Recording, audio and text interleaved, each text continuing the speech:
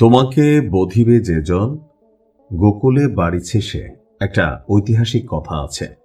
অর্থাৎ যার হাতে আপনার পতন হবে সে খুব ধীরে সুস্থে সূক্ষ্মভাবে আপনারই ছত্রছায়ায় বেড়ে উঠছে। অনেকেই এই কথাটার একটা উদাহরণ দেন হযরত মুসা আলাইসাল্লাম। তিনি ফেরাউনের পরিবারে কিভাবে বেড়ে উঠেছিলেন এবং কি শেষ পর্যন্ত এসে ফেরাউনের পতন হযরত মুসা আলাইসাল্লামের হাতে হয়েছিল। তবে আমাদের ভিডিওর বিষয়বস্তু ভিন্ন জায়গায়। এনসিপিকে এখন পর্যন্ত বিএনপি খুবই তুচ্ছ তাচ্ছিল্য ভাবেই কিন্তু আসলে দেখছে, কিন্তু আজকের ঘটনা একটা বিশেষ বার্তা দিচ্ছে বিএনপির জন্য। এনসিপি তাদের অস্তিত্ব রক্ষায় জামাতের সাথে যে জোট করেছে, এনসিপি এবং জামাত সহ যে জোটটা তৈরি হয়েছে, এই জোটটাকে বিএনপি যদি মনে করে ফুদিয়ে উড়াই দিবে অথবা মাঠ পর্যায়ে শক্তি প্রদর্শন করবে, দিন শেষে আসলে বিএনপির পরিণতিও খারাপ হবে। আজকে হাতিয়ায় যে ঘটনা ঘটেছে হান্নান মাসুদের এলাকায়, আমি আশ্চর্য হয়েছি। 2 ঘন্টার আলটিমেটামে মাঠ ক্লিয়ার করে ফেলছে হান্নান মাসুদ। আজকে বিএনপি এবং এনসিপির মধ্যে তুমুল সংঘর্ষ হয়েছে, ঘন্টা পর্যন্ত, মানে 2-3 ঘন্টা লাগে সংঘর্ষ ছিল। 10 জন আহত হয়েছে। দিন শেষে মাঠ দখলে গিয়েছে এনসিপির পক্ষে। এখন এনসিপি তো এনসিপি না, এনসিপির পক্ষে জামাত আছে, আরো 9 দলের জোট আছে। এখন মানুষের মধ্যে একটা বড় অংশ কিন্তু এই মুহূর্তে সাপোর্টিং করে বসছে। আর বাংলাদেশের পরিবর্তিত রাজনীতিতে জামাতকে হালকা নেওয়ার সুযোগ নেই। সাদিক কায়েমের মতন ছেলে ভিপি, সে কিন্তু জনাব তারেক রহমানকে আপনি শেখ হাসিনার মতন লাথি দিয়ে বাংলাদেশ থেকে বের করে দিবে, এরকম হুঁশিয়ারি দিচ্ছে। আপনার বুঝতে হবে মাঠ পর্যায়ে জামাতের শক্তিটা এই মুহূর্তে কোন লেভেলে আছে। বিএনপি অনেক সময় চোখে সর্ষে ফুল দেখছেন আমার ধারণা। নোয়াখালীর দ্বীপ উপজেলা হাতিয়ার সন্তান হচ্ছে হান্নান মাসুদ। হাতিয়ার ইতিহাসে প্রথমবারের মতন একটা ফেরির বিষয় এখানে দেখেছে নোয়াখালীর হাতিয়ার উপজেলাবাসী যারা আছেন। আর এই ফেরি আনার পেছনে হান্নান মাসুদের অবদান এখানে 100%। এই কাজটা সেই করছে নির্বাচনকে সামনে রেখে, যেন মানে কি বলা হয়, একটা প্রভাব তৈরি হয়, বা হাতিয়াবাসী এই দিনের জন্য অপেক্ষা করতেছিল বছরের পর বছর।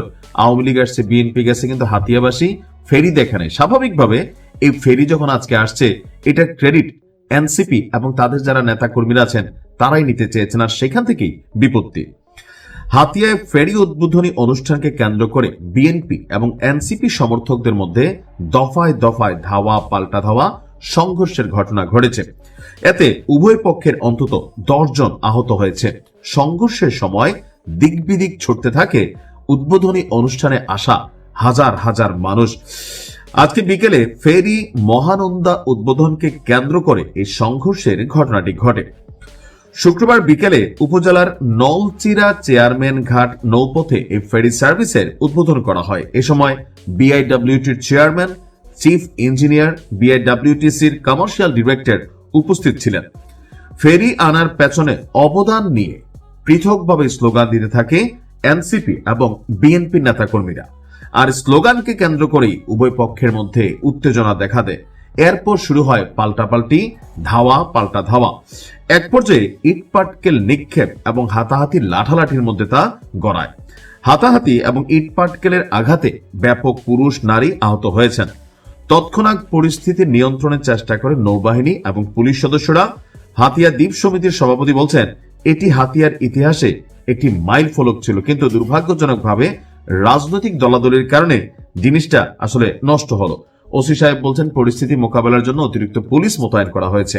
এই অর্জনটা আসলে সে তার সর্বোচ্চ লবিং থেকে করেছে, এটা কিন্তু বাস্তব। এই ক্রেডিট হান্নান মাসুদ পায়, কারণ এই ফেরির জন্য আমি দেখেছি এর আগেও মাস 6 বা বছর খানেকের মধ্যে বেশ কয়েকটা বক্তব্য দিয়েছে, বিভিন্ন জায়গায় দৌড়াদৌড়ি করেছে, কারণ এই ফেরি যারা নিয়ে আসবে হাতিয়াবাসী তাদেরকে ভোট দেবে। আর হান্নান মাসুদ বলছে কয়েক গুণ ভোট বেশি পেয়ে এখানে আপনার তিনি পাশ করবেন। এবং 2008 সালে 615টা না এরকম মানে ভোট পাইছিল বিএনপির প্রার্থী, ওই রকম ভোট পাবে বিএনপি, বাকিটা পাবে হান্নান মাসুদ। তো হান্নান মাসুদ তার একানা, জামাতের বড় একটা সাপোর্ট তার জন্য কিন্তু এখানে কানেক্টেড। তবে হান্নান মাসুদ, তোমাকে সাবধান করি, তুমি কুমিল্লা বিভাগ নিয়ে নাড়াচাড়া করবা না। সে নোয়াখালী বিভাগের দাবি করছে আজকে প্রকাশ্যে যে নোয়াখালী বিভাগ চাই, তো আমরা কুমিল্লার তারা কি দোষ করছি? এসব রাজনৈতিক বক্তব্য। তারপর জামাতার আমির সাহেব, তিনিও কুমিল্লাকে বিভাগ দিবেন না, তিনি নোয়াখালীকে বিভাগ করার প্রতিশ্রুতি দিচ্ছেন। তো এরকম করলে তো জামাতের তারাই যারা কুমিল্লাবাসী তারা ভোট দিবে না। কেন? কারণ হচ্ছে যে আমরা তো ভাই বিভাগের দাবি নিয়ে বসে আছি। তো উপদেষ্টা আসিফ মাহমুদ বলল সব নাকি কইরা ফেলছে, তো বাটপাইরা কথাবার্তা, মিথ্যুক কোথাকার। তাহলে কেমনে হবে বাবা?